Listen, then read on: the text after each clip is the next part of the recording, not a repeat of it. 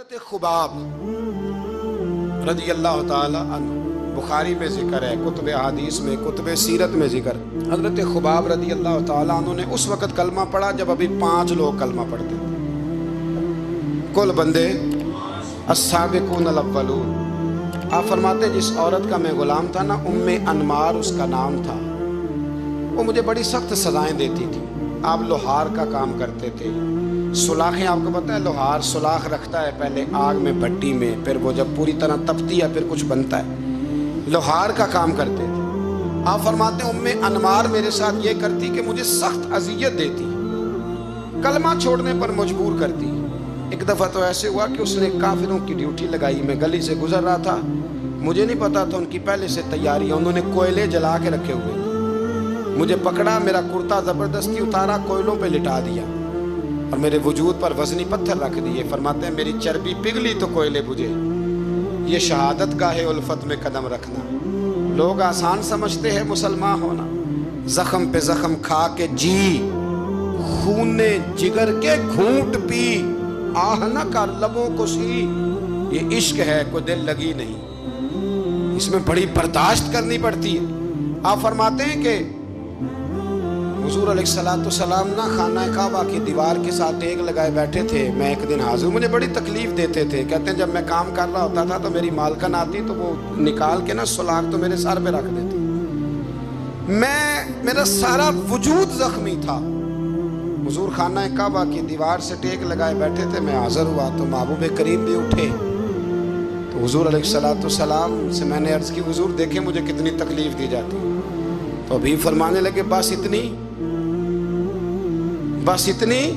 فرمایا تم سے پہلے لوگوں کے سروں پر آرے رکھ کے 2 حصوں میں چیر دیا جاتا تھا، لوہے کی کنگھیوں سے ان کے وجود ادھیڑ دیے جاتے تھے، پر وہ سی نہیں کرتے تھے، اف نہیں کرتے تھے، میں خبردار بس اتنی۔ اور پھر میرے حضور نے ہاتھ اٹھائے، کہا اے اللہ خباب کی مدد فرما، اے اللہ خباب کی، اتنے لفظ ادا کی۔ حضرت خباب کہتے ہیں پھر میں نے وقت کو وقت دیا، پھر میں نے حالات کو وقت دیا، پھر میں نے اپنے محبوب کی دعا کو قبول ہوتے دیکھا۔ فرماتے ہیں وہ میری مالکن جو مجھے تکلیف دیتی تھی، اذیت دیتی تھی، پھر اس کا حال یہ تھا کہ اس کے سر میں درد اٹھا، اور جس طرح کتا چیختا ہے جب اسے مارا جاتا ہے تو وہ چلاتا ہے، اس طرح وہ آوازیں نکالتی۔ پھر وہ بہت بڑے طبیب کے پاس گئی تو اسے کسی نے کہا کہ لوہے کی سلاخوں سے اپنے سر کو دگوایا کر، داغ دیا کر، اسے چلایا کر جگہ جگہ سے تاکہ تیرے اندر کا درد ختم ہو۔ تو آپ فرماتے ہیں پھر لوگوں میں نے صبر اور استقامت کا رزلٹ دیکھا کہ وہ جو مجھے بطور سزا میرے سر پہ سلاخیں رکھتی تھی، پھر وہ بطور دوائی منگانے لگی، میں سلاخ گرم کر کے لاتا اس کے سر پہ رکھتا، فرماتے ہیں پھر اسے سکون ہوتا، پھر وہ تڑپتی، اور چونکہ مجھے تو وقت یاد تھا نا، کہتے ہیں لیکن میں مصطفیٰ کریم کا کلمہ پڑھتا تھا، میں نے کبھی دوبارہ پلٹ کر اسے یہ بات یاد نہ کرے۔ آپ وقت دیں، ماحول کو ٹائم دیں، آپ دیکھیں، ہاں یہ ضرور دیکھ لیں کہ آپ کے ضمیر کے اندر کوئی ایسی بات تو نہیں، کوئی ایسا معاملہ تو نہیں کہ جہاں آپ غلط ہیں، اور اگر ایسا نہیں پھر آپ وقت دیں آنے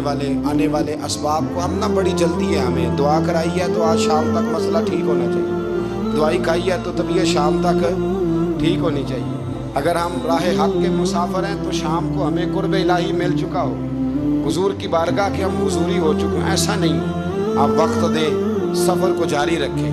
تسلسل کے ساتھ سفر کریں، سفر کے لیے جتنے اسباب کی ضرورت ہے وہ سارے اکٹھے کریں، محنت پوری کرے، جد و جہد پوری کرے، ہمت پوری کرے، لیکن پھر نتیجہ اپنے رب کریم پہ چھوڑ دیں، پھر رزلٹ اپنے اللہ۔ کئی دفعہ ہماری چاہت اور ہوتی ہے اور اللہ کی حکمت اور ہو، تو اللہ کی حکمتوں پر بہت ساری چیزوں کو چھوڑے۔ دعا کرتا ہوں اللہ کے حضور اللہ ہمیں سمجھنے کی توفیق عطا فرمائے۔